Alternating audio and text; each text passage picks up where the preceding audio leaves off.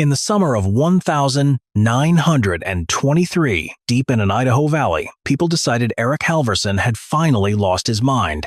He already had a good cabin, solid pine logs, a stone fireplace that drew smoke clean and true. It was a respectable home, better than most, but that summer Eric started building again. Not an addition, not a barn. He was building a second cabin, a crude, oversized shell of rough lumber. It went directly around his first one, with a 3-foot gap of empty air between the old wall and the new. It made no sense. Whispers started at the trading post. They moved to the church social. The quiet Norwegian had snapped. They gave his strange new home a name. They called it the Coward's Cabin. This was before the Great Freeze of 1924. A winter so brutal it would be spoken of for generations. A cold that killed livestock in their barns. A cold that broke the strongest men in the valley. But inside that strange, ugly cabin, a 6-year-old girl who had been coughing all winter would sleep without shivering. What this quiet shipwright understood about heat and cold, every seasoned frontiersman in the valley had missed. If you want to hear the exact temperature reading that made the valley's best builder fall to his knees and weep, stay with me. The answer to Eric's madness is one of the most important lessons about survival in extreme cold. The wind came down from the Sapphire Mountains that winter. It felt like a living thing, like it carried a grudge. It searched for entry points. It found every crack in the pine logs, every tiny gap where the wood had dried and pulled apart in the hot summer. It crawled through the chinking. It pushed under the door. It rose up through the floorboards like cold water filling a sinking boat. Inside their small cabin, 6-year-old Astrid Halverson coughed, a deep, rattling sound. It had been 3 weeks. Her mother, Greta, flinched every time. Her father, Eric, stopped sharpening his axe. He just listened. Greta knelt by Astrid's bed. She pressed a warm cloth to the child's forehead. She whispered prayers, in English, for the God she knew in this new country, in Norwegian, for the saints her own mother had whispered to in the dark. Both, she thought, just to be safe. The cabin temperature was 6 degrees Celsius. Eric Halverson sat by the iron stove. He fetid another piece of pine. The fire roared. The room did not warm. The cold was winning. It had been winning all winter. Eric was 42 years old, a shipwright from Tromsø, Norway. He had spent 25 years building fishing trawlers in waters that could freeze a man's eyelashes shut. He knew cold. He understood it. He respected it. But this cabin was losing the war. He had cut 5 cords of seasoned pine since November. He had stuffed every gap he could find with rags soaked in pine tar. He had banked snow against the north wall. Still, his daughter coughed. His son Niels, 8 years old, slept in the loft under 3 quilts. His small breath was visible in the air. Eric closed his eyes. For a moment, he was not in Idaho. He was in Tromsø. The year was 1908. He was 27. His first son, his first child, a small, bright boy named Henrik, lay in a bed just like this one, coughing just like this. Henrik had been 5 years old. Eric opened his eyes. He looked at the wall. The pine logs that Walter Brennan had cut and fitted with such pride. The walls everyone in the valley said were the finest in pine wood. The walls that were failing him now. Because the walls were not the problem. The wind was the problem. The wind was the thief. Eric Halverson was going to stop it. He just did not know how to explain it to anyone yet. The next morning, Astrid's cough was softer. She drank warm broth. A small smile touched her lips. Enough. Greta watched her husband at the table. He was drawing on the back of a flour sack. Charcoal lines, boxes. A square inside another square. He mumbled in Norwegian. Greta placed a cup of coffee at his elbow. Greta. Yes, Eric. Sit with me. She sat. He turned the flour sack toward her. 2 squares, one inside the other, a space between them. What is this? She asked. It is our house, Eric. Our house is 1 square. Yes. Then what is the other square? The new house. She stared at the drawing. Eric, we don't need a new house. Yes. Then what are you drawing? He took her hand. He placed her palm flat on the flour sack. On the space between the 2 squares. This is what we need. The space. Greta's brow furrowed. Eric, I don't understand. He was quiet for a long time. Then he said something that cut through the silence, something that would change everything. "Greta, you remember Henrik." The cup nearly fell from her hand. The name. She hadn't heard it spoken aloud in 15 years. She had whispered it, cried it into her pillow, spoken it to God in the dark. But not from him. Not aloud. Eric. I will not lose another child to cold. She felt her throat close, a knot of grief and fear. Eric, I will not. Greta, I cannot. She looked at him. This quiet man, this stoic shipwright. She saw something in his eyes she hadn't seen in 15 years. She saw fear, a father afraid, and in that single moment, Greta understood. He was not building a cabin. He was building a wall against the night that had taken Henrik, a fortress against the memory. He could not risk it again. He would not. Tell me what you need, she said. Her voice was steady now. Wood, cheap wood, a great deal of it. How much? $80. She did not flinch, but inside, something tightened. $80 was nearly all they had, their entire life savings, the last bit of security. I have something, she said. She rose. She walked to the small wooden chest at the foot of their bed. It was made of pine, worn smooth by years. She opened it. Inside a small velvet pouch, she took it out. She tipped the pouch into her palm. A gold ring fell out, worn, thin, beautiful. It was her mother's wedding ring. Greta, no. Eric's voice was soft. Yes. Her resolve was firm. That was your mother's. And now it will be our daughter's warm winter. He stared at the ring. He stared at his wife. He could not argue. She had decided. The love in her eyes was stronger than any practical objection. The next morning, Greta rode the wagon to Boise. 40 miles. It was a long journey. She came back 2 days later, $75 in her purse. A small, empty space on the chain around her neck. She did not cry on the road home. Not then. She would cry later. The family had committed everything. But the valley's reaction and the master builder's judgment were yet to come. Walter Brennan was the master builder of Pinewood Valley. He was 55 years old, with wide shoulders and a beard like a winter hedge. He had built the Halverson cabin himself. He took pride in his work. Everyone knew him as a good man. Eric went to Walter with a list of lumber. Walter looked it over. He frowned. Halverson, he said. This is barnwood. It's warped. It's knotty. Half of it is still green. Eric nodded. I know. Walter looked up. What are you building? Eric paused. A coat. Walter blinked. A what? A coat. For my house. Walter put down his ledger. He smiled. It was the kind of smile a man gives when he thinks his neighbor just told a small, charming joke. Halverson, he said. Your house is fine. I built it myself. I know, Eric answered. It is good work. Then why? Because of the wind. What about the wind? Walter asked. The wind takes the heat. That is what wind does. Eric looked at him. Yes, but it doesn't have to. Walter was no longer smiling. He sold Eric the lumber.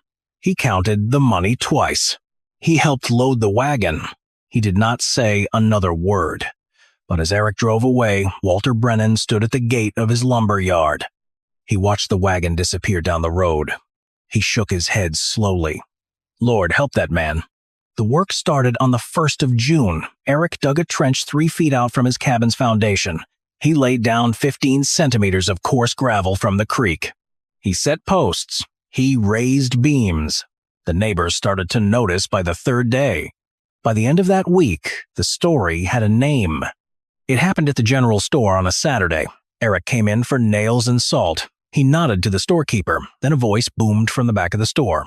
It was loud. It was bright. It was cruel. Well, now. Look what the wind blew in. Eric did not turn. It is the Norwegian himself. The voice belonged to Hank Doyle. Hank was a big man. He was a loud man. His wood pile was the largest in Pinewood. He reminded everyone of this fact at every chance he got. Here you are building yourself a coward's cabin, Halverson. The store went quiet. Eric turned slowly. Good morning, Hank. That's what you are calling it, a cabin? Hank laughed. Looks more like a barn that ate a house. A few men chuckled nervously. Afraid of a little breeze? Eric looked at him for a long moment. He paid for his salt. He paid for his nails. He walked out. But the name stuck. The Coward's Cabin. By the next Sunday, everyone in the church pews was saying it.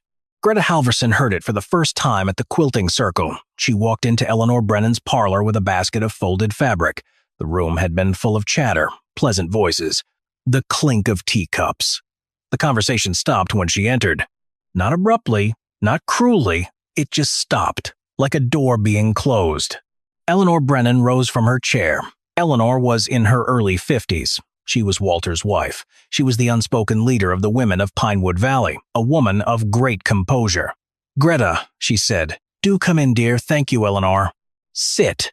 Right here. By the window." Greta sat. She felt the eyes of 7 women on her shoulders. For a long time, no one spoke.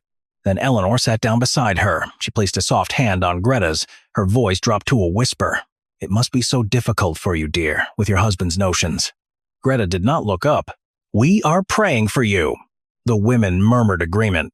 Greta wanted to scream. She did none of those things. She kept stitching. She thanked Eleanor for the prayers.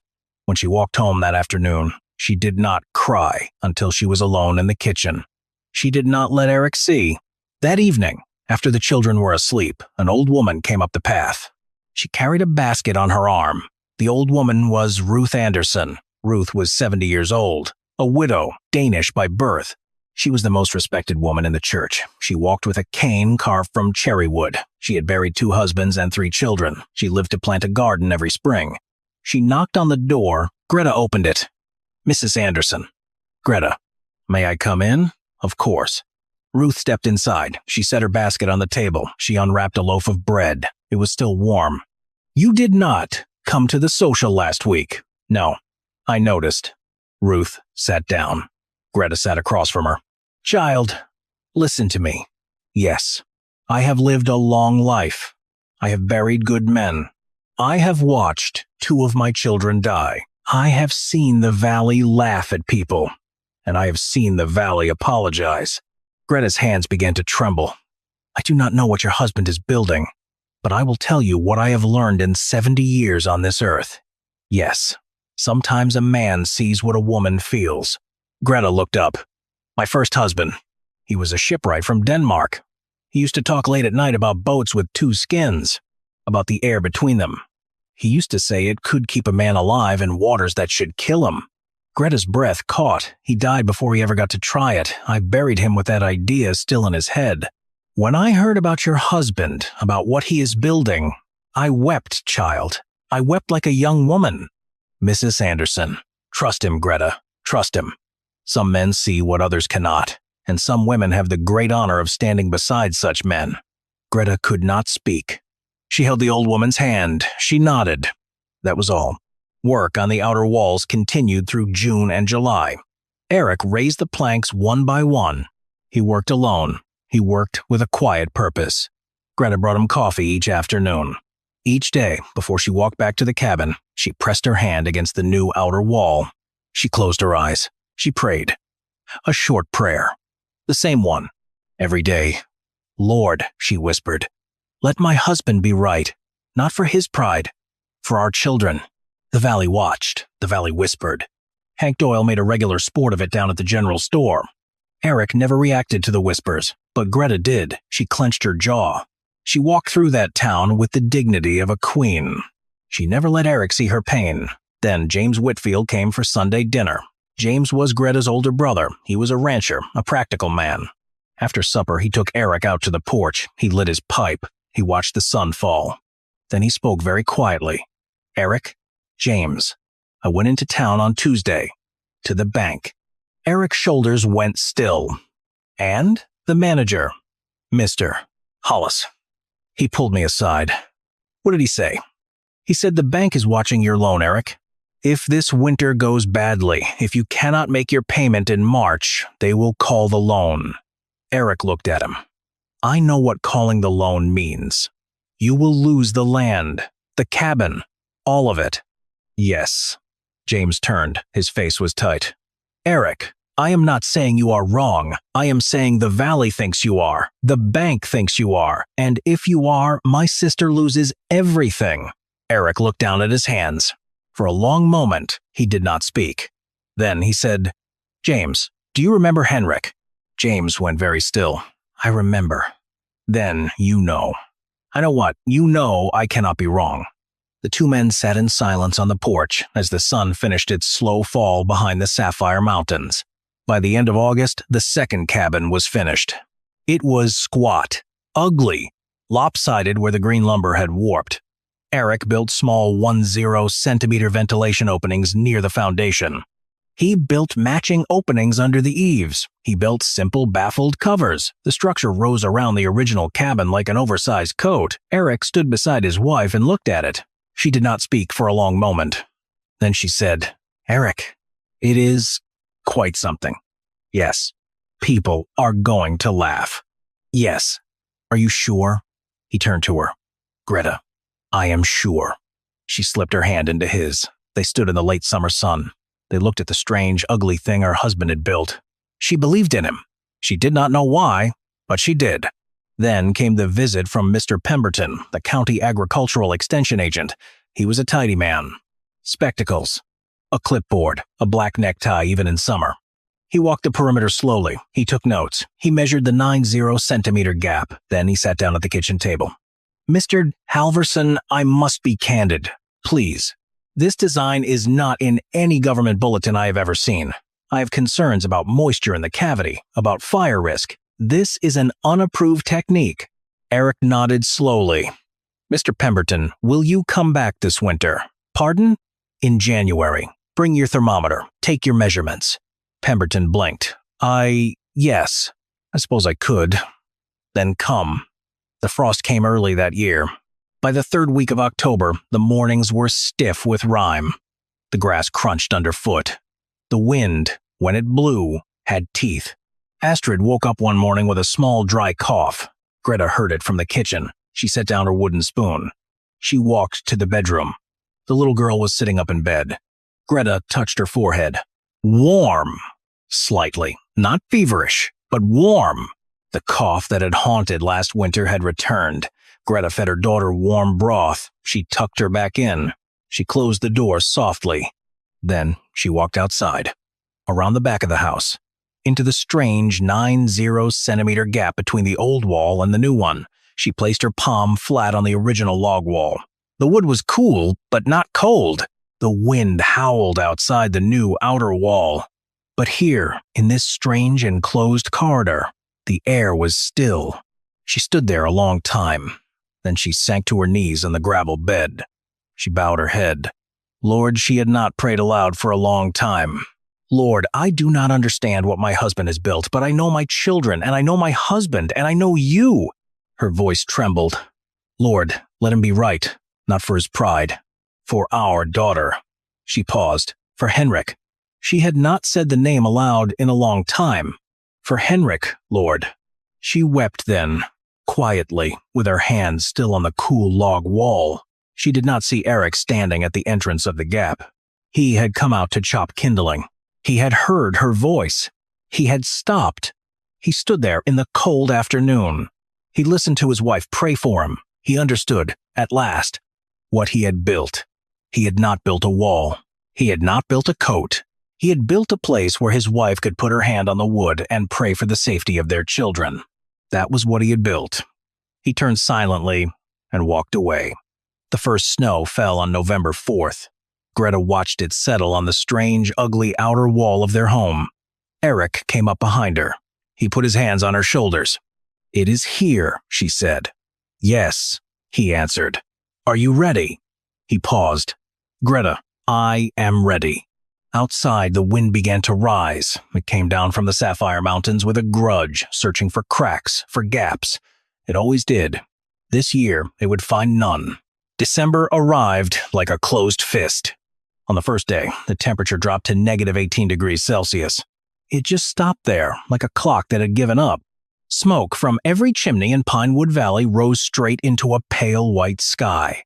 Axes rang in the cold morning air. By the fourth day, every wood pile in the valley was being counted again. By the 7th, wives started to worry. By the 10th, the temperature had fallen to -30°C. Inside the strange double-walled cabin at the end of Halverson Lane, Greta Halverson stood in her kitchen. She was barefoot. She was making coffee. She set the kettle on the stove. Then she paused. She looked down at her own feet on the wooden floorboards. A small, surprised laugh escaped her. "Eric." He looked up from the table. "Yes, Greta?" "My feet are warm." He smiled. "Yes, my feet, Eric. My feet are warm." He stood up. He walked to her. He took her face in his hands. "Welcome to the new house." She pressed her forehead against his. She did not cry. She had cried enough in this kitchen.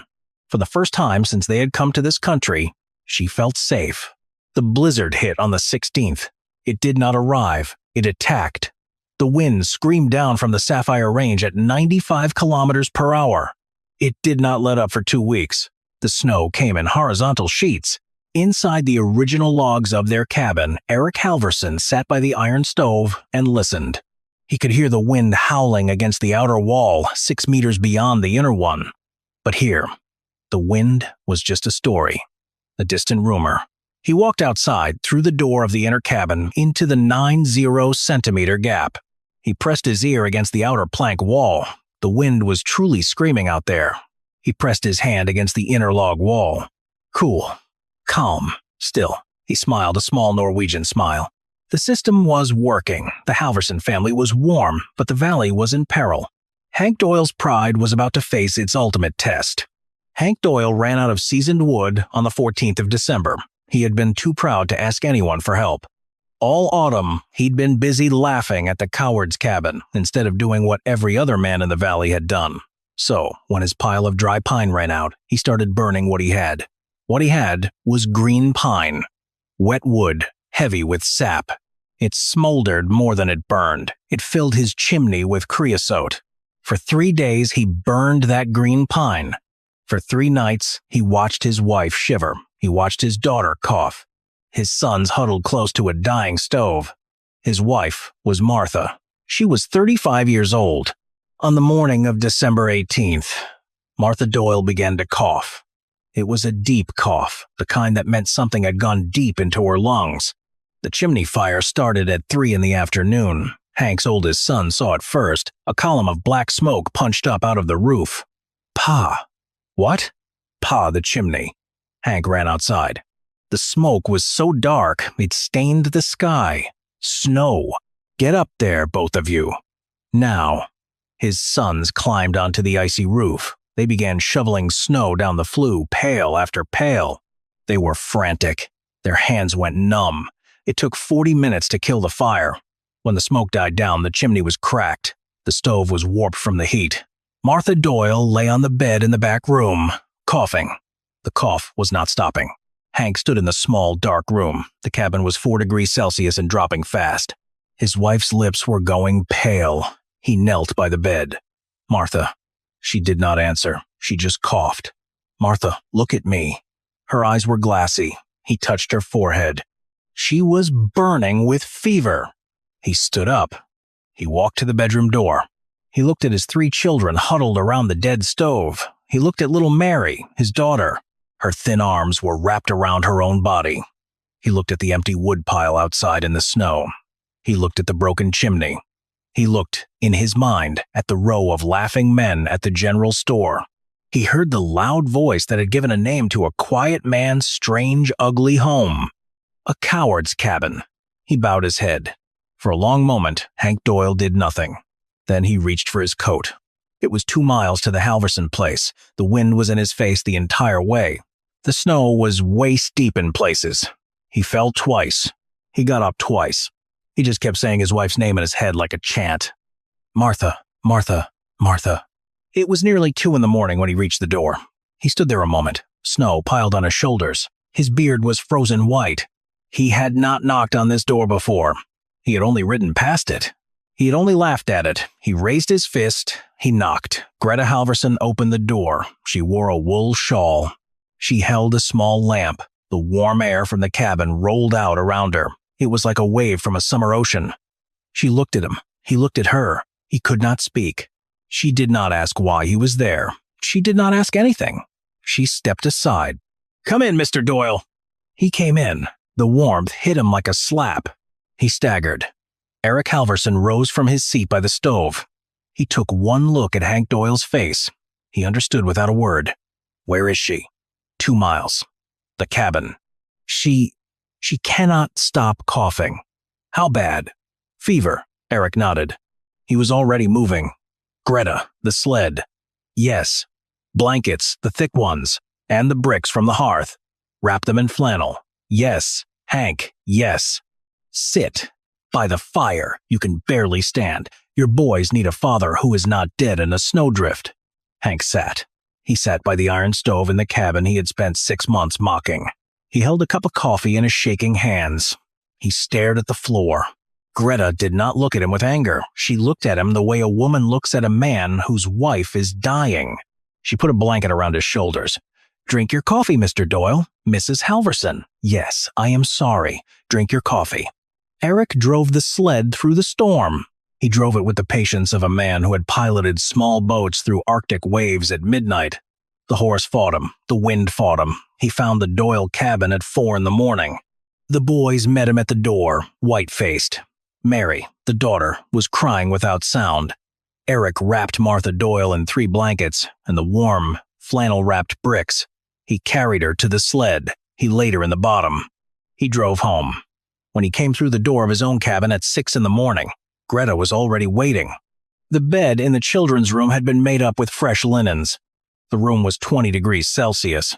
They laid Martha Doyle in the bed. She did not wake. She just kept coughing.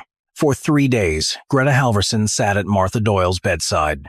She fed her broth. She wiped her forehead. She prayed in a low, steady voice. She sang Norwegian lullabies that Martha could not hear. Hank sat in a corner of the room. He did not eat. He did not sleep. He just watched his wife breathe. On the 2nd day, Martha's fever broke. On the 3rd day, she opened her eyes. She looked around. She saw her husband. She tried to speak. She could not. She just lifted one weak hand. Hank Doyle, the loudest man in the Pinewood Valley, took his wife's hand. He pressed it to his face. He wept. He wept the way a man weeps when he understands, deep down, that he was almost too late. Greta stood up quietly. She left the room. She closed the door behind her. In the kitchen, Eric was waiting. He looked up. She nodded. He stood. He took her in his arms. They did not speak. That Sunday morning the air was cold enough to crack stone, but the church bells rang anyway. They always rang. Greta Halverson put on her best dress. She brushed Astrid's hair. She helped Niels with his collar. Eric stood by the door holding their coats. "Greta." "Yes. You do not have to go." "I know." "They will whisper." "They have been whispering for 6 months, Eric." "Yes. Today I am going to walk into that church with my head up." He helped her into her coat. The church was full. The Brennans were there. The Doyles were not. Martha was still recovering. Eleanor Brennan sat in her usual pew, her face composed. When Greta walked in, the whispers started, soft, pointed. Greta did not look down. She sat in the back row. She held her children's hands. The pastor preached on the love of a father. When he finished, he asked if anyone had a word to share, a testimony, a prayer. For a long moment, no one moved. Then Eleanor Brennan stood up. Greta froze. Eleanor turned. She faced the congregation. She cleared her throat. "I want to ask the women of this church a question." Murmurs. "How many of you have whispered about the cabin at the end of the Halverson Lane this year?" Silence. "How many of you have laughed at it? Or pitied the woman who lives there? Or thanked God you were not married to a foolish man who would build such a thing?" The silence got heavier. Eleanor's voice did not waver. "I want you to know something. My husband went up to that cabin in the worst storm of the winter. He went because he had to know. And he came home. And for the first time in 16 years, he said a name out loud in our bed." Her voice cracked. "Our daughter's name, Lily. Our Lily." A woman in the front row drew in a sharp breath. "I have been wrong about Greta Halverson, about her husband, about what they have built. And I want to ask her, in front of all of you, in the house of God, to forgive me." Eleanor turned. She looked at Greta. The whole church turned. Greta could not move. Then, from 3 rows ahead, an old woman stood up, slowly. She held a cherrywood cane. Ruth Anderson. She turned to face the congregation. She looked at every face. Her eyes were sharp and clear. I will say this once. The church listened. My first husband was a shipwright. He died before he could build what Eric Halverson has built. I buried him with the idea still in his head. When I saw what was rising on the Halverson land this summer, I wept. I wept because I knew. Some men see what others cannot. And we, the people who laugh at them, we are the small ones, not them. She looked directly at Eleanor. You did a brave thing today, Eleanor. May God bless you for it. She sat down. Greta could not breathe. She stood up. She did not know what she was going to say. She just stood. My husband. He lost a child before we came to this country. The church gasped softly. His name was Henrik. He was 5 years old. He died in a cold cabin in Norway. My husband has carried that for 15 years. Tears ran down her face. He did not build that wall to be clever. He built it because he could not bury another child. And I want every woman in this room to know, there is no such thing as a coward's cabin. There is only a father's love. And it is the holiest thing I have ever seen. She sat down. The church was silent. Then Eleanor Brennan walked across the aisle. She sat beside Greta. She took Greta's hand. For the rest of the service, the 2 women held each other. The pastor finished his sermon. The congregation sang. The wind howled outside the church doors. The cold could not reach them. The longest night of the year arrived on December 21st. The county thermometer showed a brutal negative 40 degrees Celsius. With the wind, the chill plunged past negative 57 degrees Celsius.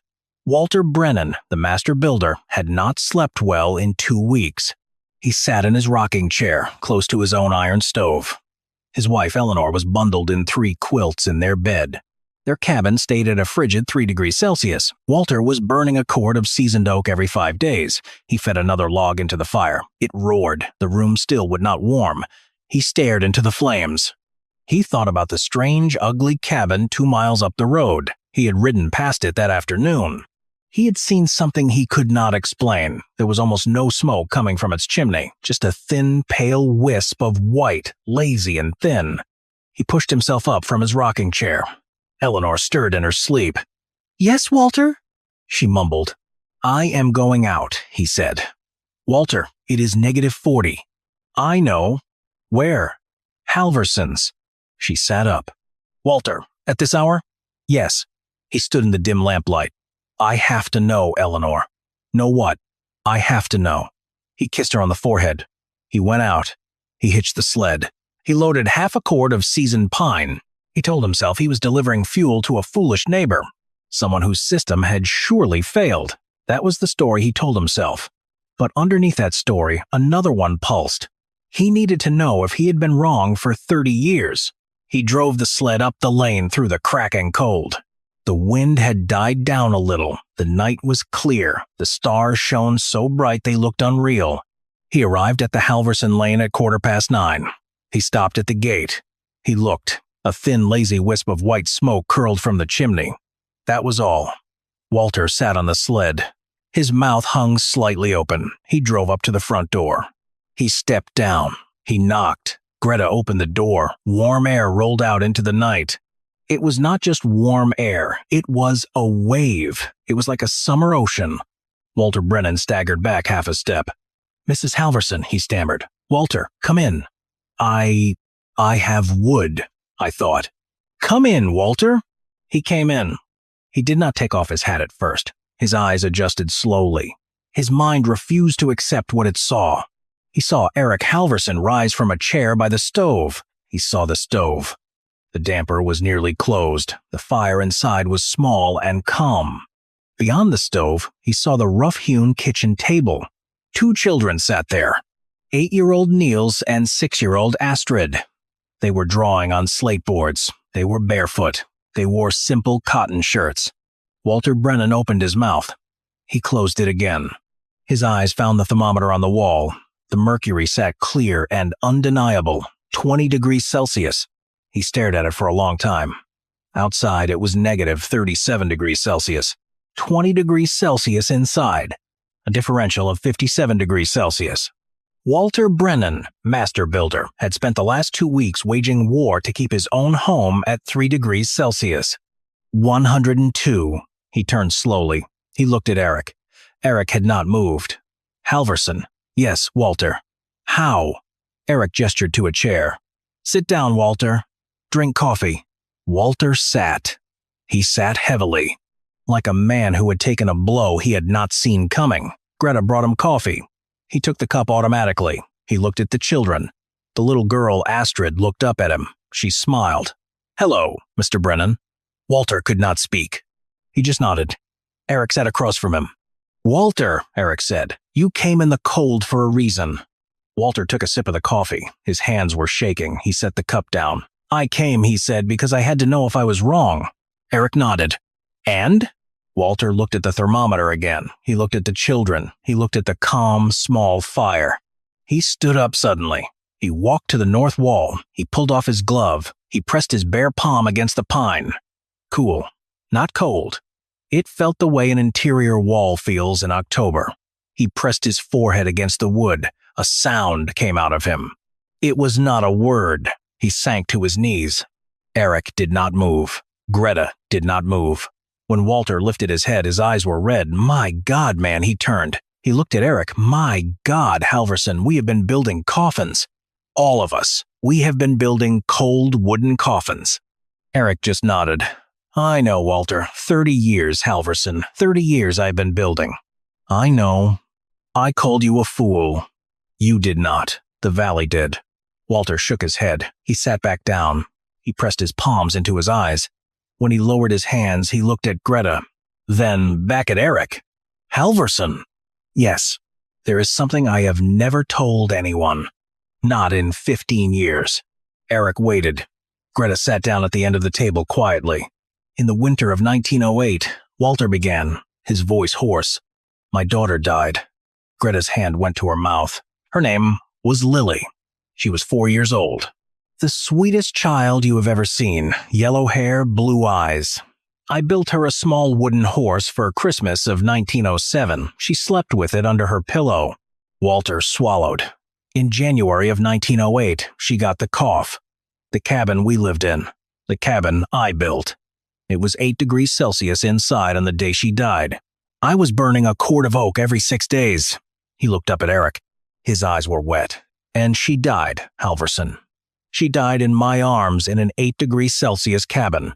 And I told myself it was the cough. It was God's will. It was the weakness in her lungs. I told myself everything except the one thing. Eric waited. Except the one thing that was true. Walter's voice cracked. I could have saved her, Halverson. I could have saved my daughter. I just did not know how. The kitchen was silent. Eric reached across the table. He put his large, quiet hand on Walter Brennan's shoulder. He did not say a word. He did not need to. 2 fathers, 2 lost children. The same year, the same loss, the same wind. Greta sat at the end of the table. Tears ran down her cheeks. She thought of Henrik. She thought of all the men in all the valleys, in all the cold places of the world, who had laid their children down in cold rooms and told themselves it was God's will. It was not God's will. It was the wind. It was always the wind. After a long time, Walter sat up. He wiped his face with the back of his hand. Eric. Yes. I have to go home. Take the wood, Walter. We do not need it. What? Give it to the Miller family. Their baby is sick. Walter closed his eyes. He nodded. He walked to the door. At the door, he paused. He turned around. Halverson. Yes. In the spring. Yes. Will you teach me? Eric did not smile, but something in his face softened. Yes, Walter. Will you teach me how to build a wall that does not kill children? Yes, thank you. He went out into the cold. The sled creaked away into the night. Christmas morning arrived, soft and pink, impossibly cold. But the storm had passed. The temperature rose all the way to -7 degrees Celsius. Men stepped outside and laughed. It felt like a heat wave. Hank Doyle was at the Halverson door at 7 in the morning. He held his hat in his hands, eyes down. Greta opened the door. Mrs. Halverson, Mr. Doyle. She invited him in. Have coffee. Hank looked at his feet. I do not deserve. Greta stepped aside. Come in, Mr. Doyle. He came in. Martha was sitting at the kitchen table. She looked pale and thin, wrapped in a quilt, but she was upright. She ate soup. Hank stopped in the doorway. He looked at his wife. She nodded. He turned to Eric. Halverson. Eric said, Hank. Hank started to speak, stopped. He started over. I came because... He stopped again. He looked up. I was wrong, Halverson. I was wrong about you. I was wrong about this place. I was the one who gave it the name. His voice broke. I was the loudest man in the valley about you. And I almost lost my wife because I was too proud to ask. And you took her in. You saved her. There is no way to thank a man for something like that. There is only asking him to teach me. Will you teach me, Halverson? Eric set down his coffee cup. He walked across the room. He held out his hand. Hank took it. Get your sled. Get your boys. We are going to your place. Hank blinked. Now? Eric nodded. Now. The cold is not done with us yet. That morning, Eric Halverson, Hank Doyle, and Hank's two sons drove a sled full of cheap, rough lumber down the road. Eric built a single tar-papered windbreak wall. It ran along the north and west sides of the Doyle cabin. He left a 60-centimeter air gap. He vented the bottom. He vented the top. It cost about $40 Canadian in lumber and tar paper. It took 2 days of work. By the end of the second day, the Doyle cabin held a steady 13 degrees Celsius.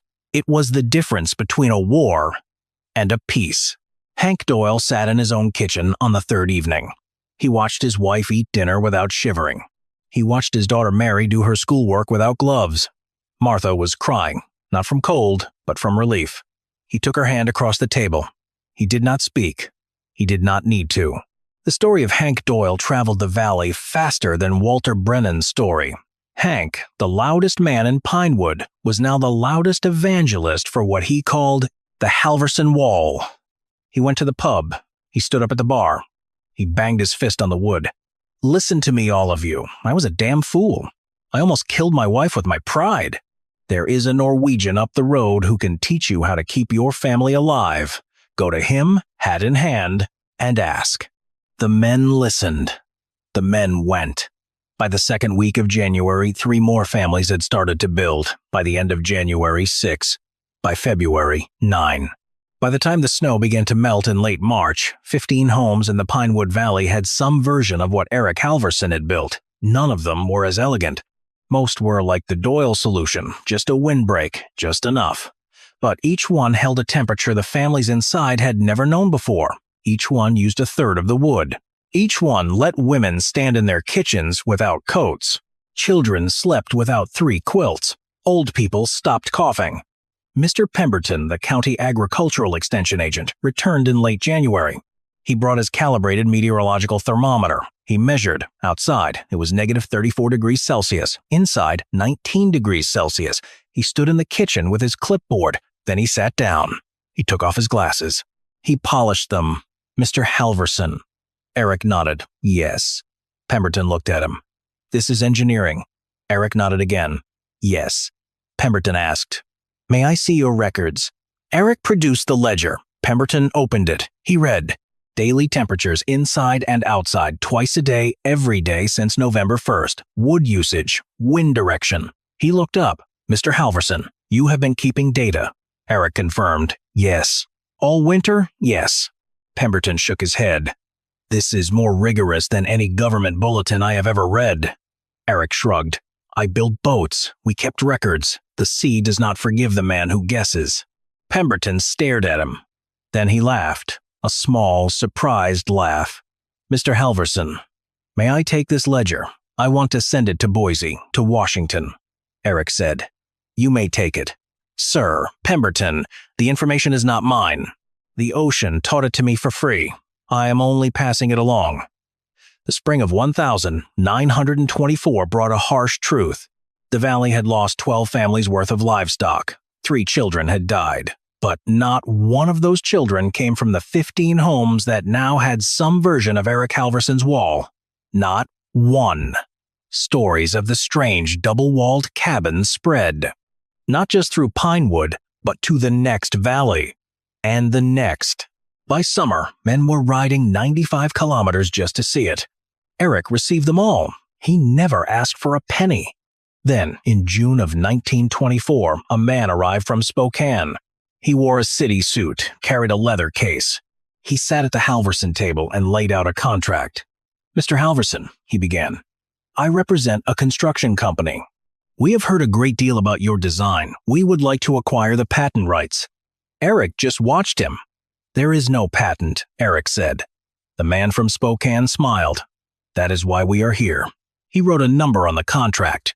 About 6,800 Canadian dollars. Eric did not move. Greta stood by the stove, very still. Eric looked at the man, then at Greta, then at his children. "No, sir. Sir, no." The man scratched out the number. He wrote a new one. About 10,900 Canadian dollars. Greta drew in a small, sharp breath. Eric did not even glance at the contract. "No, sir." The man frowned. "Sir, Pemberton has the design. The government has it now. It belongs to whoever needs it." The man from Spokane blinked. "Mr. Halverson, with respect, the ocean did not charge me." Eric looked at him. "Pardon?" Eric replied. "The ocean did not charge me to learn what I learned," Eric said. "I will not charge another man to use it." "Good day, sir." The man from Spokane left. He drove down the lane in his Ford, shaking his head all the way back to Spokane. Inside, Greta stood at the stove for a long moment. Then she walked over to her husband. She put her arms around his waist. "Eric," she said. "Yes? We could have paid the bank with that money. I know. We could have bought the children new shoes. I know." She was quiet a moment, then she laughed, a small, soft laugh. "Eric Halverson, you stubborn old shipwright. Yes. Just so we are clear, I would have said yes to the 8,000. I know you would have. Then why did you not even ask me?" "Because I knew you wanted me to say no." She laughed harder. She kissed the back of his neck. The true miracle, when it came, did not come from Spokane. It came from the Pinewood Valley Bank. In April of 1924, James Whitfield, Greta's brother, came up the lane on a fast horse. He pounded on the door. "Where is Eric?" "In the woodshed." "James, what is wrong?" "Get him. She got him." James was waiting on the porch, breathless. "Eric, I just came from the bank." Eric's face went still. And James grinned, a wide, slow, surprised grin. "Hollis called your loan." "What?" "He called it, Eric, and then he forgave it." Hollis, the bank manager, had paid off the remaining balance from the bank's own funds. Eric stared. "James, he went up to your cabin 3 weeks ago. He has been studying your design. Last week he started building. He is putting up an outer wall on his own house. The bank manager building a coward's cabin with his own hands." Greta laughed out loud, a bright, clear sound. "He told the loan committee that any man who can do what you have done deserves a clean ledger." Eric did not know what to do with his hands. "James," he said. "Yes?" "Tell Mr. Hollis I will build him a wall, personally, anytime." He thought you might say that. That afternoon, Greta walked alone into the pines behind the cabin. She walked until she was out of sight. She knelt down in the soft pine needles. She did not pray a long prayer. "Thank you, Lord. Thank you for my husband. Thank you for not letting me lose my faith." She wept. The long, slow tears of a woman who had just realized that the world had turned out kinder than she had dared to hope. In the late spring, Eleanor Brennan came up the Halverson lane on foot. She came alone. She carried a basket of fresh bread. She knocked on the door. Greta opened it. "Greta?" "Eleanor, may I? Come in." Eleanor came in. She set the basket on the table. She did not sit down. "Greta, I do not know how to begin. Begin anywhere." Eleanor pressed her hands together. "My husband told me about Lily. After 15 years, Greta's hand went to her heart. He came home that Christmas Eve from your cabin, and he held me, and he said her name." Eleanor's voice broke. "Greta, I have hated you since you came to this valley. I want to be honest. I have hated you because you walked into our church with 2 living children, and I had only ever brought one to this country, and I had buried her. I hated you for being a mother." Greta was weeping now. "And then, on Christmas Eve, my husband came home and he said her name, and I realized I had spent 15 years hating you for a thing that was not your fault. I am asking, Greta, I am asking. Greta crossed the room. She took Eleanor in her arms. The two women stood there a long time. When Eleanor stepped back, her face was lighter than it had been in 15 years. Greta, she said, yes, I am going to do something with the quilting circle. I am going to make it kind. We have not been kind. I want you to come back. I want you to bring the new wives, the young ones. We are going to be a different kind of circle. Greta nodded. I will come, Eleanor. That evening, Greta told Eric what had happened. He listened. When she was done, he said, Greta, yes, you did not just save Astrid this winter. You saved Eleanor, too, by being patient, by not hating her back. Greta looked into the fire. I almost hated her, Eric. I almost did. Yes, but you did not. No, that is what saved her. In the early summer, Mr. Pemberton came back. He came with a thick manuscript wrapped in brown paper and tied with string. He laid it on the kitchen table. Mr. Halverson. Mrs. Halverson. Yes, I have spent the last 4 months writing this. With your ledger, with Mr. Brennan's testimony, with reports from 12 other families, the county has approved it. The state has approved it. The Department of Agriculture has approved it. It will be distributed across Idaho, Wyoming, Montana, the Dakotas, and parts of Canada. He pushed the manuscript across the table. Greta untied the string. The title page read, A Norwegian Method for Thermal Regulation in Frame Dwellings, compiled by Henry Pemberton, County Agricultural Extension Agent, based on the design and field data of Eric Halverson, Pinewood Valley, Idaho. Greta opened to the first page of the introduction. The first sentence was this. This bulletin is dedicated to all the children of the cold country, that they may grow up warm. She closed her eyes. She walked to the window. She looked out at the strange, ugly, double-walled cabin she had been ashamed of for half a year and proud of for the rest of her life. She thought of Henrik. She thought of Lily. She thought of all the children who had not lived to see another spring, and all the children now who would. She turned to her husband. Eric, yes, my love. Henrik did not die for nothing. No. He saved them all. Yes, the bulletin went to press in August of 1925. Within 5 years, the design had been built or adapted in over 4,000 homes across the northern United States and southern Canada. Within 10 years, the principle of the still air gap had quietly become a foundation of cold climate construction. Sometimes it was called the Norwegian method, sometimes the Halverson wall. Sometimes it had no name at all. Just a pair of cabins, one inside the other, with a foot or two of stillness between. Eric Halverson never sought credit. He never sought money. He worked his land. He raised his children. He partnered with Walter Brennan in a small workshop that built warmer cabins for poor families across 3 counties.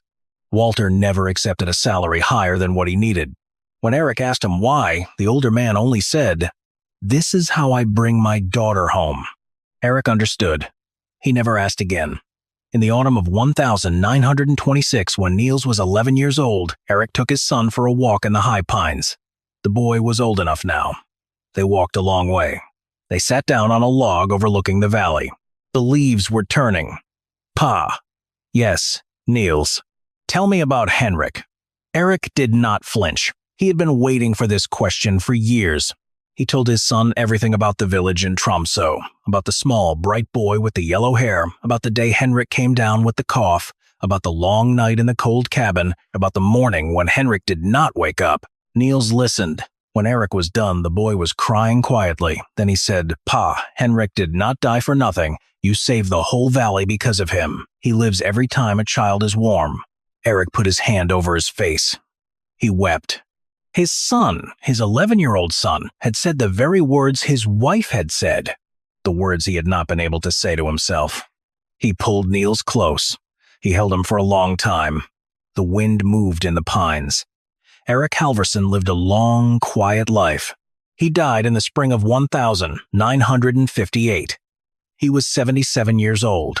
He died in the cabin he had built around his other cabin so long ago.